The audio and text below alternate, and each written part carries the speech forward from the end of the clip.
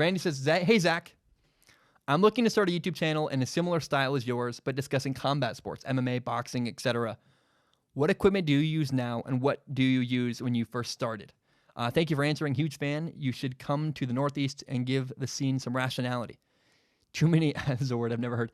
I think I know what it means, though. Ignoramus is like Mike Francesa have a platform. Yeah, Mike Francesa needs to retire. I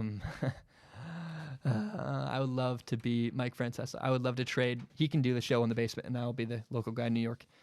That's not true. I have a way better gig than him. I work for myself and don't have to. Never mind. I have a better gig than Mike Francesa. Yeah, man, Randy, I think, first of all, you got to be yourself. You got to make content. You know, I think a lot of people in the sports content world, especially on TV, actually, I've met him. I've seen him in person. I've been in production meetings with ESPN. People don't realize that. I've operated camera for all kinds of great companies. And yeah. And a lot of people are pretending to be something they're not on camera. And it's awful. It just doesn't work. I think people need to lean more heavily into what they're passionate about. I'm passionate about the quarterback position. I'm passionate about football. I talk about football a lot. And then the other thing I'm passionate about is storytelling and stories. So when I see great stories in sports, I love it. Whether it's basketball, football, rugby, tennis. I love great stories that move you in the soul. And so I've leaned into what I'm really passionate about and try to have a career doing what I'm passionate about, which are football and storytelling. So I encourage you to lean into the things you love and are really, really passionate about. Now, I don't care about equipment. I'm actually using all the same equipment I started with. Same computer, same cameras, same microphone. Nothing has changed since day one that I started this podcast. I have very mundane, very average equipment.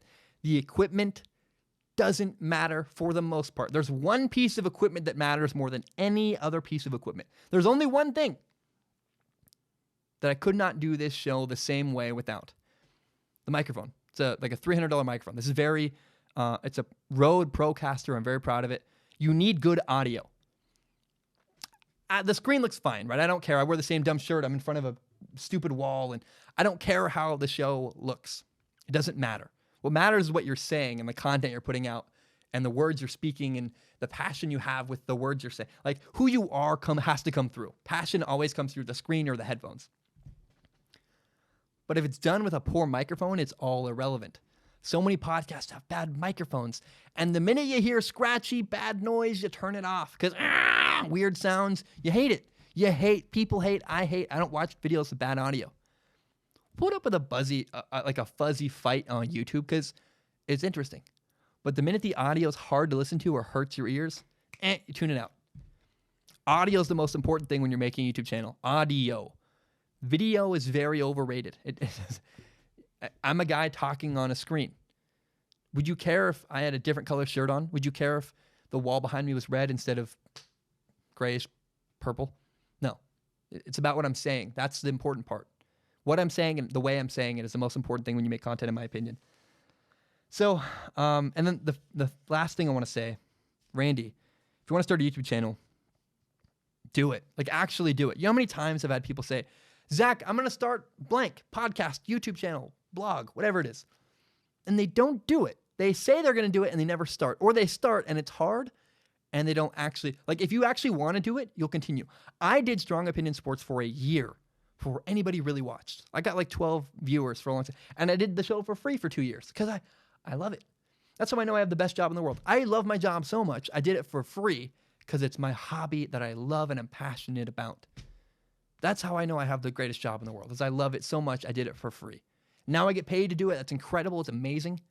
But if you got to make sure, is it really what you want to do? Because if you really want to do it, it won't matter that no one's watching. It won't matter that you're bad at it. It won't matter that people make fun of you. It won't matter this. All the outside bullcrap noise will not matter because it's truly what you love to do. So if you really want to do a YouTube channel, Randy, do it and follow through. Don't just say you're going to do it. Don't just buy the equipment and let it sit on a shelf. And don't just make a couple episodes and give up. If you really want to do it, commit to it and do it for like 3 years before you give up. Because I'm so many times that people come up to saying, I'm going to start it. And they do 2 episodes and give up because it's hard and no one watched. Yeah, it's hard. And no one watched for a year and a half of me making content. Like, finally got like 1,000. That was cool. I'm at 100,000 now. That's awesome. I really have people watching now. That's cool.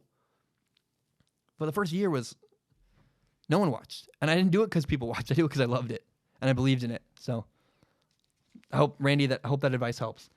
People who support me on Patreon, patreon.com/Zach Schaumler. It's $1 a month. If you want to give me $1 a month, you can. Great. I really appreciate it. You want to give me more than that? That would be even better. It pays my bills, literally. I survived doing this. But $1 a month gives you access to submit questions to me. And I, with my eyeballs, look at every single question that is submitted on patreon.com. I only accept questions on Patreon through the Patreon DMs or through, you can comment on the posts. I leave posts saying, ask Zach this week, comment below. Now, I will not guarantee, if you pay me money and submit a question, I will not guarantee to read it on the show. There's so many. I try to read a couple, the top ones every week.